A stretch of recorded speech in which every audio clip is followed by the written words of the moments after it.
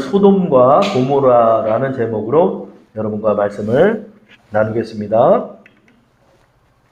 자, 우리가 잘 알고 있는 교부가 계시죠. 어거스틴입니다. 어거스틴은 그가 주교가 된 이후로 주후 396년에 기독교인의 명절화 할 수 있는 참회록을 집필하였습니다. 이 시기는 높은 덕망과 탁월한 학식으로 아프리카는 물론 전 세계 교회 위에 그의 명성이 자자하던 때였습니다. 그는 생존 당시에 이미 어느 곳에서나 성자로서 추앙을 받고 있었습니다.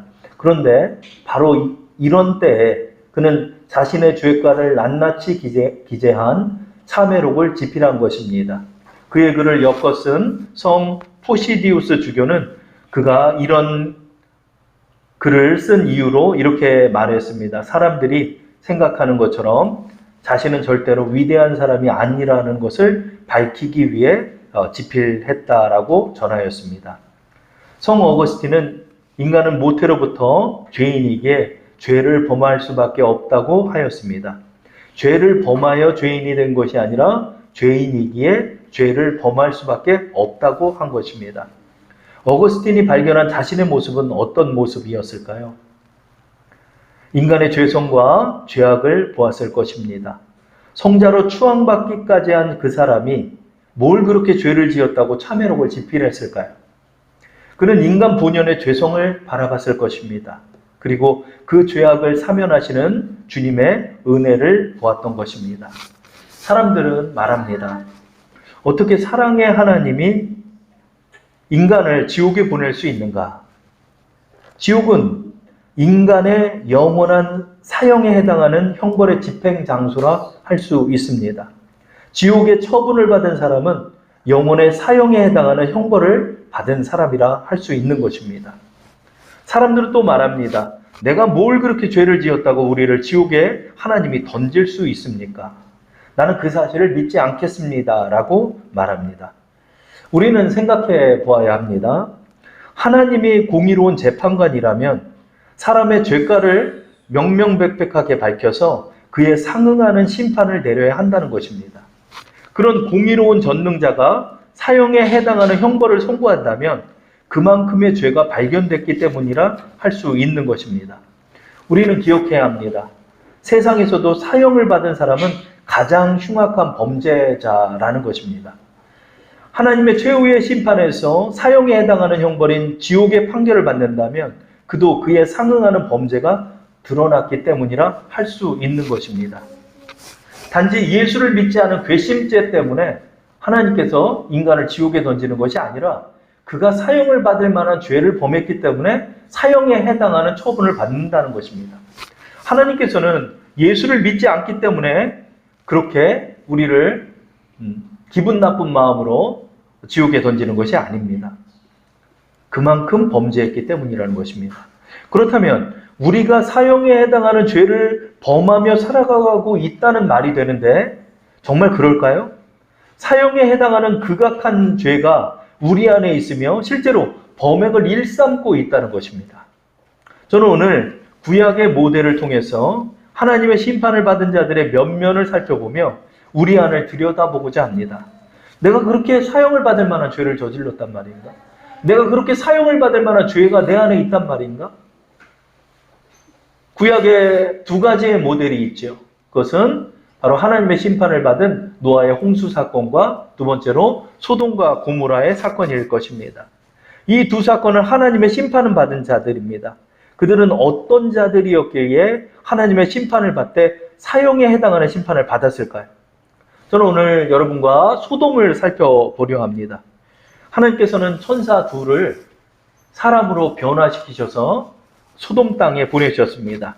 이 소돔 성으로 보낸 것은 두 가지 이유가 있었습니다. 첫 번째로는 그들이 정말로 심판을 받을 만한 죄가 있는지를 파악하게 보낸 것이고, 두 번째, 아브라함과 대화를 나눴던 것처럼 만약에 이 성 안에 의인 10명이 있다면 이 성을 심판하지 않기 위해서 의인 10명이 있는 여부를 파악하고자 이 천사 둘을 사람의 모습으로 보내신 것입니다.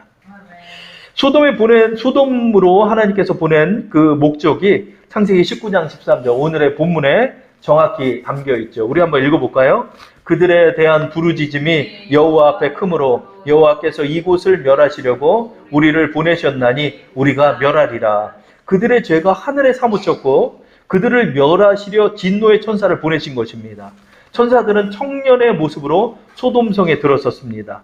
그러다 소돔에 있는 롯을 만나게 됩니다. 그것이 19장 1절이죠. 읽어보겠습니다. 저녁 때에 두 천사가 소돔에 이르니 마침 롯이 소돔 성문에 앉아 있다가 그들을 보고 일어나 영접하고 땅에 엎드려 절하며. 천사들이 소돔 성문에 이르렀는데 하필 그 성문에 롯이 앉아 있었다고 합니다. 우리는 19장 1절의 말씀을 보면 무슨 일로 성문에 앉아 있나, 집에 안 있고, 이렇게 생각할 수 있는데 여기서의 이 성문은 그냥 게이트의 개념으로만 보는 것이 아니라 성문에 들어서면 광장이 있었다라고 합니다. 그 광장은 재판이나 광고를 하거나 상거래가 이루어지는 장소였고 평소처럼 이 광장에 롯이 앉아 있었다는 것입니다. 그래서 학자들에 의하면 롯이 이 소돔성에서 굉장히 유력한 인사가 아니었는가. 왜냐하면 이 광장에서는 재판과 상거래 같은 것이 이루어지기 때문에 자신의 일을 위해서 그곳에 롯이 앉아 있었던 것입니다. 그 광장에는 많은 사람들이 모여서 재판을 받기도 하고 상거래 행위를 하기도 하고 여러 가지 어떤 광고를 하기도 하고 또 여러 가지 공고를 내리기도 하는 그런 사람들이 모이는 커뮤니티의 장소가 되는 것입니다. 이 장소에 천사 두 명이 사람의 모습으로 나타난 것입니다. 그러자 롯은 평소처럼 나그네를 맞이하고자 이 두 사람을 자신의 집으로 초청을 합니다. 아주 완곡한 부탁을 하여서 이들을 초청해서 롯의 집으로 맞아들인 것입니다. 그런데 곧바로 19장 4절 5절의 말씀을 보면 말도 안 되는 일들이 이제 벌어지기 시작합니다. 우리 한번 4절 5절 말씀을 한번 읽어보겠습니다. 그들이 눕기 전에 그 성사람 곧 소돔 백성들이 노소를 막론하고 원근에서 다 모여 그 집을 에워싸고 우리가 그들을 상관하리라, 이렇게 말하고 있습니다. 사람들이 노소를 막론하고 백성들이 다 롯의 집에 몰려온 것입니다. 이건 한두 명이 아니라 거의 민중의 차원으로 사람들이 몰려왔는데 그 계층의 세대를 보면 노소, 늙은이와 젊은이를 막론하고 모였다는 것입니다. 영어 성경을 보면 올드맨, 영맨이라고 표현합니다.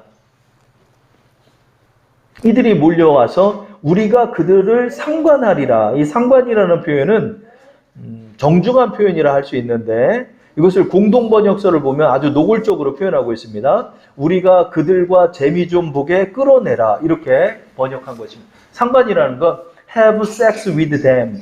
우리가 그들과 성관계를 맺겠다라고 말하는 것입니다. 한두 명이 찾아온 게 아닙니다. 롯의 집에 지금 여러 명이 있는 게 아닙니다. 두 사람의 남성이 있는데 그 남성을 데려다가 재미를 보겠다라고 표현한 것이 백성이라는 것입니다. 정말로 너무나 말도 안 되는 이 동성애 사건이 지금 이 성 안에서 이루어지고 있는데 그들의 방법은 이 겁박을 통해서 그들을 성폭행하겠다라고 말하는 것입니다.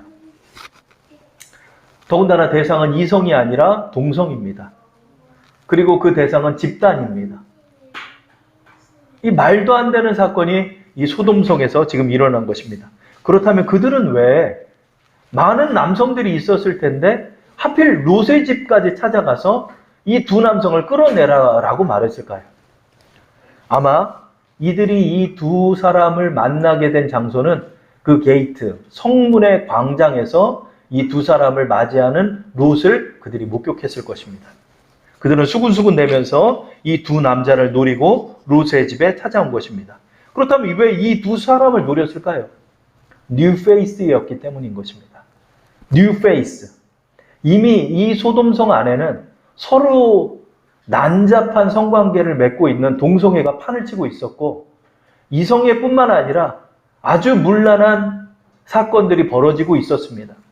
이 쾌락을 쫓는 자들은 기존에 누렸던 쾌락으로 만족할 수가 없는 것입니다. 끊임없는 욕망이 그들을 부추기기에 새로운 남성을 또 찾았는데 하필 그 남성이 그 두 천사였던 것입니다. 이미 그들은 많은 죄악을 저질렀고 그들은 또 다른 쾌락을 쫓아 롯의 집에 온 것입니다. 자, 이것이 바로 천사들이 파악하는 소돔성의 죄악의 극악한 모습을 보여주는 사건이라 할 수 있는 것입니다. 모두가 지금 쾌락을 쫓아 살아가고 있습니다. 쾌락은 인간 욕망의 전리품이라 할 수 있습니다. 욕망을 달성하는 자는 그 승리의 전리품으로 쾌락을 누리는 것입니다. 그렇기 때문에 욕망에 집착하고 그 욕망의 전리품인 쾌락을 누리려 하는 것입니다. 이 쾌락은 비단 성관계뿐만이 아니라 그가 욕망을 달성함으로 누리는 우월감이나 자랑이나 쾌락이나 권세나 호화로움에 달하는 것입니다. 이들 모두는 이런 것들을 쫓아 살아가는 것입니다. 탐욕과 욕망은 그에 상응하는 쾌락을 선사하기 때문에 그들은 그의 마음들이 이끄는 그 더러운 탐욕과 욕망을 쫓아 물불을 가리지 않고 그 욕망을 충족하고자 달려가는 그런 자들이 되는 것입니다. 소돔의 모습은 어떤 모습입니까? 인간의 그 극악의 쾌락을 쫓아 살아가는 사람의 모습이라 할 수 있는 것입니다. 술도 쾌락입니다. 술에서 오는 방탕함도 쾌락을 선사합니다. 그래서 사람들은 술을 먹는 것입니다. 마약을 사람들이 왜 찾을까요? 우리 대한민국도 마약 청정 지역에서 이제 이미 벗어났다라고 합니다. 어디에서나 손쉽게 마약을 구할 수 있는 그런 나라로 지금 쇠락하고 있습니다. 사람들은 왜 마약을 집착할까요? 마약은 쾌감에 달하는 그 수백 배에 달하는 카타르시스를 선사한다고 합니다. 그러기에 그들은 그것에 집착하는 것이고 소유와 권세도 쾌락입니다. 동성애도 마찬가지입니다. 이성애에 비해 동성애가 가져다주는 쾌락은 훨씬 더 강렬하다라고 말하는 것입니다. 그러므로 이 소돔의 모습은 어떤 모습입니까? 세상의 욕망을 쫓아 그 쾌락을 쫓아 살아가는 사람들입니다. 이 욕망을 쫓아 살아가는 사람들의 극악의 모습에 이르르면 그들은 양심도 무뎌지고 도덕성과 윤리도 무너지며 하나님의 말씀도 무너지고 오직 죄악을 쫓아 살아가는 사람들로 쇠락하는 것입니다. 마치 브레이크가 고장난 레이싱카와 같은 인생이 되는 것입니다. 사람들은 이렇게 말합니다. 내가 예수 좀 믿지 않았다고 나를 지옥에 보냅니까? 내가 뭘 그렇게 죄를 지었다고 나를 불지옥에 보낸다는 것입니까? 하나님은 너무 냉소적인 분이 아닙니까? 라고 생각하며 무시해버립니다. 그러나 우리의 성경의 말씀을 통해서 우리는 명확하게 알 수 있는 것이 있습니까? 그것은 심판받을 만하니까 심판받는 것입니다. 우리는 우리 자신을 더 정확하게 알아야 합니다. 사람들은 자신이 선하다고 생각합니다. 소돔과 고모라 사람들은 나와 다른 아주 극악한 사람들이라고 판단하고 나와 구별시키려 하는 것입니다. 그러나 성경의 말씀을 통해서 노아의 홍수 때의 사람과 소돔의 사람들이 우리와 비단 전혀 다르지 않다는 사실을 누가복음 17장 27절부터 30절에 보여주고 있습니다. 우리 화면을 보시고 다 함께 합독하겠습니다. 노아가 방주에 들어가던 날까지 사람들이 먹고 마시고 장가가고 시집가더니 홍수가 나서 그들을 멸망시켰으며 또 롯의 때와 같은 일이 사람들이 먹고 마시고 사고 팔고 심고 집을 짓더니 롯이 소돔에서 나가던 날에 하늘로부터 불과 유황이 비오듯 하여 그들을 멸망시켰느니라. 인자가 나타나는 날에도 이러하리라. 우리가 전혀 다른 모습을 보이고 있습니까? 이들은 모두가 보기에 평범한 사람들입니다. 낮이 되면 시집가고 장가가고 또 집을 사고 팔고 집을 짓고 그 집을 사고 팔면서 많은 수익을 내고자 노력하고 열심히 사는 사람들입니다. 그러나 그들은 결국 불과 유황이 비오듯 쏟아져 멸망당했다는 것입니다. 이들이 우리와 뭐가 다릅니까? 주님은 더 나아가서 성직자들을 향해서도 이렇게 말했습니다. 마태복음 23장 25절부터 27절을 합독해 보겠습니다. 화 있을진저 외식하는 서기관들과 바리새인들이여 장과 대접의 겉은 깨끗이 하되 그 안에는 탐욕과 방탕이 가득하게 하는도다.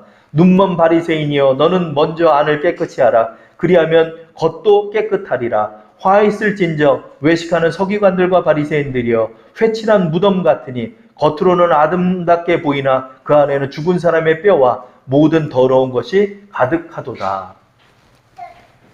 그 안에는 탐욕과 방탕이 가득하다는 것입니다. 예수님이 화 있다라고 말을 하면서 비판하고 그들에게 엄벌을 내리고 있는 장면을 우리는 봅니다. 근데 그 대상이 누굽니까? 오늘날로 따지면 목회자입니다. 목회자를 향해서 말합니다. 너가 겉은 깨끗하면서 네 속은 방탕과 더러움이 가득하다는 것입니다.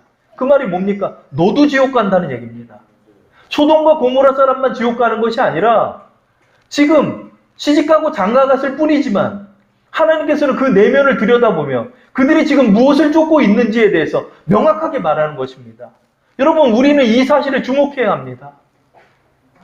평안하게 죽었다고 그래서 평안한 내생이 보장되는 게 아닙니다. 우리가 죽고 난 이후에 하나님의 심판이 있다는 것입니다. 여러분, 이걸 주목해야 합니다. 소돔의 사건은 우리에게 뭘 보입니까? 쾌락을 쫓아 세상을 쫓아 살아가는 사람들의 말로를 우리에게 보여주는 것입니다. 이 말이 우습게 여겨집니까? 영원한 심판인데? 여러분, 우리는 기억해야 합니다. 저도 이런 설교 별로 하고 싶지 않습니다. 여러분, 복받고 잘 된다는 얘기하고 싶고 저도 즐겁게 웃으며 설교하고 싶습니다. 사실은 설교도 이 말씀이 아니라 자립하라는 설교가 준비가 됐지만 주말이 다가오면서 하나님께서는 이 말씀을 전하라라고 말씀하시는 것 같아 저도 전하게 되는 것입니다.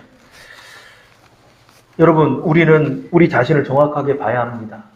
지금 여러분은 지금 어느 선에 서 있다라고 생각하십니까? 이제 지금 하나님의 심판을 받는 그 자리에 여러분이 서 있는지 모르는 것입니다. 목회자를 비롯해서 성직자를 비롯해서 평신도에서 불신자에 이르기까지 모두 다 하나님께서는 불꽃 같은 눈으로 그의 삶의 면면과 그의 내면과 그의 모든 것을 다 지켜보고 기록하고 기억하고 계신다는 것입니다. 내 안의 죄를 우리는 발견해야 합니다. 나는 어떤 사람입니까? 쾌락을 쫓지 않습니까? 내가 그러면 내 안에 소돔에서 심판을 받았던 그 사람들처럼 내 안에 죄가 그렇게 가득하다는 것입니까? 그렇다면 우리는 어떻게 내 안에 죄가 가득함을 발견할 수 있을까요? 그냥 내가 죄인입니다 라고 치부해버릴까요? 그래서는 죄가 씻겨지지 않습니다. 나를 정확히 보고 정확히 발견한 자가 올바른 회개에 이르는 것입니다. 소돔의 모습은 죄가 가득한 자의 표상의 모습입니다. 끊임없이 쾌락을 쫓는 사람들, 끊임없이 세상 욕망을 향해 집착해 가는 사람들, 나의 탐욕과 방탕을 위해서는 불법과 폭압도 불사하는 모습, 이 모습이 내가 지금 심판받을 자리에 서 있는 모습이 되는 것입니다. 아구까지 찬 죄악의 전형이 바로 이 소돔의 모습이 되는 것입니다. 끊임없이 뭔가 내 안을 충족시키려는 사람들, 그 욕망에 철저히 순종하는 사람들, 그 욕망을 위해 물불을 가리지 않고 달려가고 있는 사람들, 그 욕망이 집을 사는 문제라면 집을 사는 데 집착하는 사람들, 그 욕망이 쾌락이라면 쾌락을 향해 집착하는 사람들, 그 욕망이 나에게 부추기는 또 다른 명예욕이라면 명예욕을 향하여 집착하는 사람들, 그 모든 것을 충족하고자 알게 모르게 달려가고 있는 사람들, 그 밤에 소돔 사람들은 롯의 집을 에워싸고 그 두 남자를 끌어내라 라고 말하는 것입니다. 폭압과 강압과 폭력을 일삼아서라도 내 쾌락을 충족하겠다라고 말하는 것입니다. 이미 갈 때까지 가버린 모습입니다. 이미 여기까지 가버린 사람은 나를 제어할 수도 없고 또 자신이 어떤 상태에 있는지도 모르는 무뎌진 무감각의 상태에 놓여져 있는 것입니다. 근데 만약에 그것을 발견한다면 바로 그 끝선에 여러분이 서 있는 것입니다. 하나님께서는 이런 자들에게 하나님의 심판을 내리십니다. 하나님의 첫 번째 심판이 무엇일까요? 19장 11절에 나와 있습니다. 우리 한번 읽어볼게요. 문 밖에 무리를 대소를 막론하고 그 눈을 어둡게 하니 그들이 문을 찾느라 헤매었더라. 사람들이 막 롯을 죽이어서라도 그 두 사람을 끄집어내려 하자 갑자기 그 천사들이 그들의 눈을 어둡게 하여서 그 모든 무리가 장님이 되어버렸다는 것입니다. 근데 여기서 어둡게 하다라는 이 단어는 나카라는 히브리어인데 이 단어는 참 재밌습니다. 이건 사실은 어둡게 하다라는 뜻보다도 치다, 때리다, 비트, 스트라이크라는 의미를 갖고 있습니다. 극악을 향해 치닫는 자들을 위해서 하나님의 긍휼이 임하는 건 그들을 치는 것입니다. 그들을 치는 것입니다.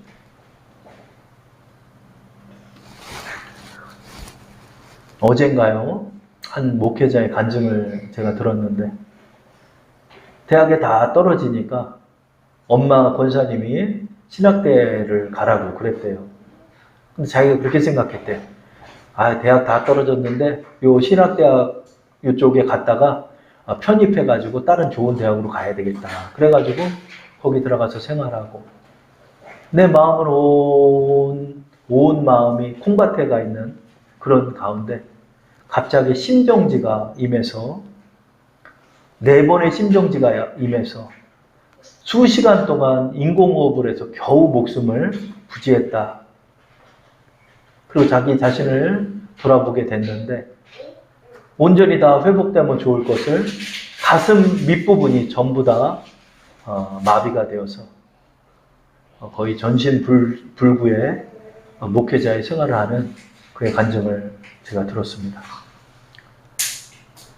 우리는 어떻게 하나님이 그럴 수가 있냐라고 생각하지만 그를 사실은 지옥에서 구출한 것입니다. 그러면 하나님께서 이 세상에서 브레이크 없이 치달아가는 여러분을 제지하는 방법은 하나밖에 없습니다. 낙하입니다. 낙하. 비트. 여러분의 삶을 치는 것입니다.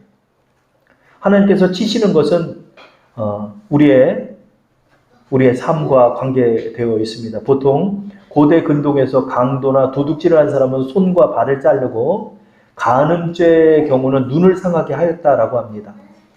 그래서 여러분 그 삼손도 눈을 뽑잖아요. 그죠? 그런 것처럼 이 하나님께서 여러분을 치는 건 재정으로 여러분을 치실 수도 있고 건강 문제로 여러분을 치실 수도 있고 하나님의 징계가 임하는 것입니다. 이 징계를 통해서 나의 죄를 봐야 합니다. 이 징계를 통해서 재수 없었다라고 생각할 것이 아니라 하나님의 의로운 오른손이 지금 나에게 미친 것입니다. 일종의 이 세상으로 치면 저는 집행유예라고 생각해요. 빨리 죄에서 벗어나라. 빨리 죄에서 벗어나라. 나 자신을 보면서 회개하라는 거예요. 그러나 회개치 않은 소돔 사람들은 결국 하나님의 심판을 받게 됩니다. 그것이 19장 24절에 담겨 있습니다. 읽어보겠습니다. 여호와께서 하늘 곧 여호와께로부터 유황과 불을 소돔과 고모라에 비같이 내리사. 하늘로부터 불이 떨어졌다는 거. 어떻게 불이 떨어졌는지 모르겠는데 불이 하늘에서 비같이 떨어지면 어떻게 될까요, 여러분? 그 온 성은 불바다가 되는 것입니다.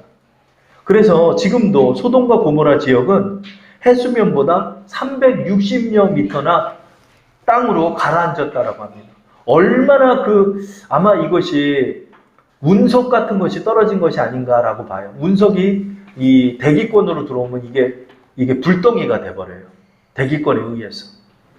그것들이 하늘에 비같이 쏟아져서 그 안에 있는 사람은 타 죽었을 뿐만 아니라 운석과 같은 것에 맞아서 죽었는데 그 땅이 얼마나 패였는지 300m나 일반 대지보다 가라앉아서 해수면보다 가라앉아서 패여 있다라고 말합니다. 이 안에 있는 사람은 전부 다 타 죽었습니다. 불과 유황은 하나님의 지옥을 상징합니다. 계시록 20장 10절을 보면 또 그들을 미혹하는 마귀가 불과 유황못에 던져지니 거기는 그 짐승과 거짓 선지자도 있어 세세토록 밤낮 괴로움을 받으리라. 불과 유황은 지옥을 상징하는 것입니다. 하나님의 마지막 심판은 지옥입니다. 근데 이것이 무서운 것은 세세토록 밤과 낮으로 영원토록 괴로움을 당는 사형에 해당하는 형벌이 되는 것입니다. 우리는 나를 바로 봐야 합니다. 나를 바로 봐야 합니다. 내 안에 이 죄가를 보며 이 죄가를 어떻게 사면받고 어떻게 우리가 구원을 받을 수 있는가, 또 구원받은 자들이라면 내가 정말 의로운 자로서 하나님의 의로운 성민으로서 살아가고 있는지 나의 내면을 들여다보며 살아야 하는 것입니다. 두 번째로 이 소돔을 통해서 우리가 살펴볼 것이 있지요. 그게 뭐죠? 그것은 하나님께서는 두 가지 목적으로 이 천사들을 보냈다는 것입니다. 첫째, 그것은 심판할 대상이 될 것인가를 파악하기 위해서, 그들의 죄가를 파악하기 위해서 천사를 보내서 이미 확인하였고요. 두 번째로는 아브라함이 중보했던 것처럼 소돔성에 10명의 의인이 있는지 여부를 파악하기 위해서도 간 것입니다. 그렇다면 이 의인 10명이 구원을 받게 되는 것인데 이 의인 10명이 어떻게 구원을 받을까요? 먼저는 우리가 주목할 것은 의인 10명이 되지 않았다는 것입니다. 그렇다면 아브라함과 하나님의 대화에 의해서 어떻게 이 형벌이 집행돼야 될까요? 롯도 죽어야 하는 것입니다.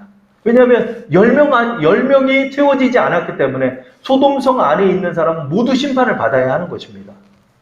왜냐하면 구원받은 사람은 롯, 그 두 딸, 3명밖에 구원을 못 받아요.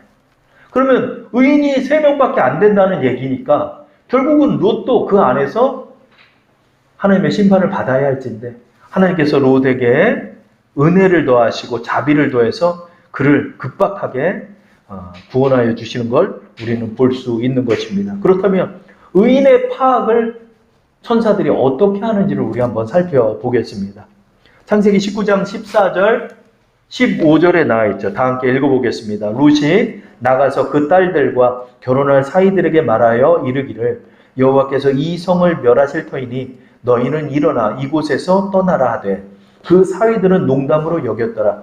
동틀 때에 천사가 롯을 재촉하여 이르되 일어나 여기 있는 내 아내와 두 딸을 이끌어내라. 이 성의 죄악 중에 함께 멸망할까 하노라. 의인을 파악하는 것은 그가 얼마나 의로운 생활을 했는지가 아니었습니다. 천사들은 이 말을 롯에게 해줍니다. 이 성은 곧 멸망할 것이니까 너희가 그 말을 믿는다면 이 성에서 탈출하라는 것입니다. 빨리 탈출하는 자는 구원을 받게 될 것이다 라고 말한 것입니다. 그러나 그의 사위들이 있었다고 합니다. 롯에게는 두 딸이 있는데 두 사위가 있었습니다. 아직 결혼 전에 아마 약혼한 사이나 그런 사위들이 될 것입니다. 이 소돔성 사람 사위 두 사람은 롯이 이렇게 그 밤에 그들을 급박하게 깨워가지고 그들을 구출해내려 하자 농담으로 비웃으며 웃고 그 자리를 탈출하지 않았다는 것입니다. 그래서 롯은 그의 아내와 두 딸, 그러니까 롯, 아내, 두 딸, 4명이서 이 성을 탈출하게 되는 것입니다. 여러분, 우리는 이 기사를 통해서 무엇을 기억할 수 있을까요? 구원을 받는 조건이 뭘까요? 첫째, 천사가 전한 그들의 말을 믿는 자가 구원을 받는 것이고, 두 번째, 그 성을 실제로 탈출한 자가 구원을 받는다는 것입니다. 이것은 우리에게 무엇을 상징할까요? 우리가 전한 복음을 믿는 자, 하나님을 믿는 자, 그래서 그의 말씀을 믿는 자, 그 믿음을 가진 자가 구원을 받는 것입니다. 신약으로 가서는 예수 그리스도를 하나님의 아들로 믿고 예수님을 나의 구주로 영접하고 하나님의 말씀을 믿고 나아가는 자가 구원을 받는다는 것입니다. 그러나 이것으로만 그치는 것이 아니라 우리가 또 기억할 것은 죄에서 떠난 자가 구원을 받는 것입니다. 여러분, 우리는 구원을 너무나 우습게 여깁니다. 구원을 단지 내가 예수를 알았다는 기억만을 가진 자가 구원받은 것처럼 여깁니다. 내가 예전에 예수를 알았고 예전에 하나님의 아들이심을 인정했다는 사실을 기억하고 있는 자가 내가 구원받았다라고 생각합니다. 그러나 그의 삶이 여전히 죄에서 떠나지 않았다면 그들은 소돔에서 벗어나지 않은 롯과 같은 것입니다. 그러므로 의인은 말 그대로 의로운 삶을 사는 자가 의인입니다. 의인은 말 그대로 주의 말씀에 순종하는 자가 의인입니다. 예수를 믿는다 하면서 죄악에 떠나지 않는 자는 그런 지옥에 떨어지는 것입니다. 예수를 믿는다고 하면서 죄에서 떠나지 않고 소돔에서 벗어나지 않는 자는 여전히 하나님의 말씀을 믿지 않는 것과 같은 것입니다. 마치 그의 두 사위와 같이 하나님의 말씀을 믿지 않고 죄에서 떠나지 않은 자, 그는 구원받지 못했습니다. 그러므로 그는 심판을 받을 것입니다. 우리는 기억해야 합니다. 의인이라면 의인답게 살아야 합니다. 의인이라면 내가 예수를 믿는다면 예수를 믿었던 기억만이 나를 구원을 이끌어오는 천국 티켓이 되지 않는다는 것입니다. 천사들은 롯에게 분명히 말합니다. 이 성을 반드시 빨리 떠나야 한다. 급박하게라도 떠나야 한다. 곧 하나님의 불심판이 임하기 때문에 너는 이 죄악의 땅에서 떠나야 한다. 죄악에서 떠나야 한다라고 우리에게 말하는 것입니다. 죄악에서 떠나야 합니다. 죄악에서 떠난 자가 진짜 의인입니다. 내가 목회자라고 해서 제가 구원받는 것도 아니고 내가 성경을 몇 번 봤다고 해서 구원받는 것도 아닙니다. 내 안에 있는 방탕과 내 안에 있는 탐욕과 내 안에 있는 죄악을 발견했을 때 그 죄악으로부터 탈출하는 자, 예수 그리스도를 믿고 어떻게든 죄악에서 벗어나려 하는 자, 그가 구원받는 것입니다. 여러분, 그것을 명확하게 기억해야 합니다. 너무나 구원을 쉽게 말합니다. 마치 예수를 믿는 사은품처럼 교회를 떠나는 자들에게 안겨주는 사은품과 전도 용품처럼 예수를 믿는다는 사실을 너무나 우습게 여기고 있습니다. 그렇기 때문에 교회 안에 있는 자들도 지옥에 떨어지는 것입니다. 여러분, 우리는 명확히 기억해야 합니다. 여러분, 천국 갈 사람입니까? 천국 갈 사람처럼 삽니까? 정말 예수를 믿고 죄에서 떠난 사람처럼 살아갑니까? 여러분, 그 사실을 기억해야 합니다. 두 번째로 조건이 있습니다. 제가 분명히 말씀드렸죠. 롯과 롯의 아내와 두 딸이 떠났지만 천사들이 제시한 조건 두 번째가 있었습니다. 그것이 바로 19장 17절에 나와 있죠. 읽어보겠습니다. 그 사람들이 그들을 밖으로 이끌어낸 후에 이르되 도망하여 생명을 보존하라. 돌아보거나 들에 머물지 말고 산으로 도망하여 멸망함을 면하라. 근데 특이한 말을 해요.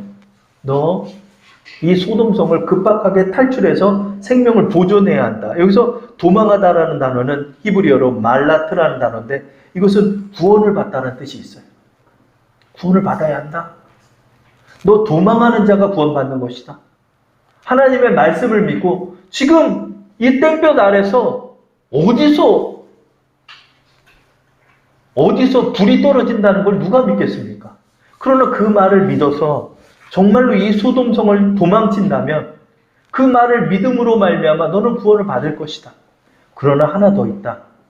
이 들판에, 그 소돔성 근처에 있는 들판에도 머물지 말고 소돔성을 돌아보지도 말아야 한다라고 말했습니다. 그러나 이 네 사람 중에, 구원받은 네 사람 중에 롯의 아내는 소돔성에 불 떨어지는 그 소리, 그 화염에 휩싸인 소돔성을 뒤돌아보다 소금 기둥으로 변하는 장면을 우리는 보게 됩니다. 창세기 19장 26절 말씀 다 함께 합독하겠습니다. 롯의 아내는 뒤를 돌아보았으므로 소금 기둥이 되었더라. 여기서 참 재밌는 단어가 나옵니다. 뒤를 돌아보지 말라고 하셨습니다. 근데 이 뒤를 돌아보다라는 단어는 나바트라는 단어인데 이것은 관심을 보이다, 주의를 집중하다라는 뜻을 갖고 있습니다. 죄를 떠난 자가 다시 옛생활로 돌아가거나 세상을 뒤돌아보면 그는 멸망한다는 것입니다. 여기에 구원의 또 다른 의미가 담겨 있습니다. 구원받은 하나님의 백성은 세상의 것을 버리고 주님의 길을 따르는 자가 되어야 합니다. 뒤돌아봐서는 안 됩니다. 옛생활로 돌아가서도 안 되는 것입니다.